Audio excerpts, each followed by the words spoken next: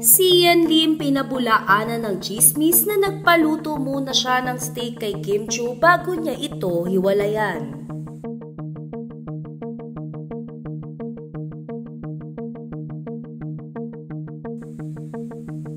Matapos ang ilang buwan na pananahimik, nilinaw ni Kapuso actor si Yan Lim ang mga kumakalat na balitang nagpaluto siya muna ng steak sa kanyang ex-girlfriend na si Kim Chiu bago niya ito hiwalayan.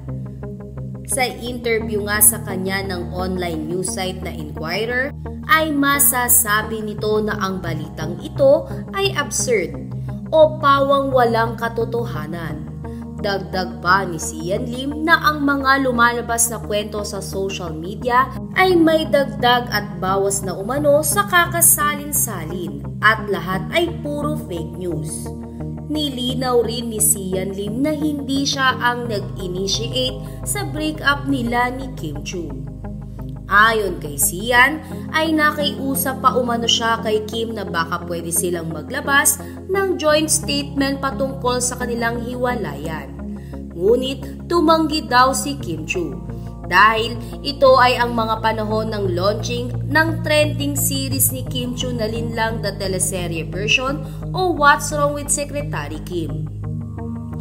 Unang ang lumabas ang balitang nagpaluto muna ng steak si Yan Lim kay Kim Chiu bago niya ito hiwalayan sa entertainment blog ng showbiz columnist and manager na si OG Diaz sa kanyang YouTube channel.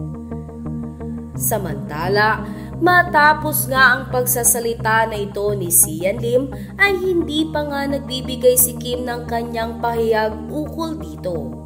Ayon naman sa mga tagahanga ni Kim ay mas maigi na ilabas nito ang kanyang panig nang sa gayon ay matapos na ang pag-uurirat ng mga tao sa tunay na nangyari sa kanilang paghihiwalay ni Yan Lim.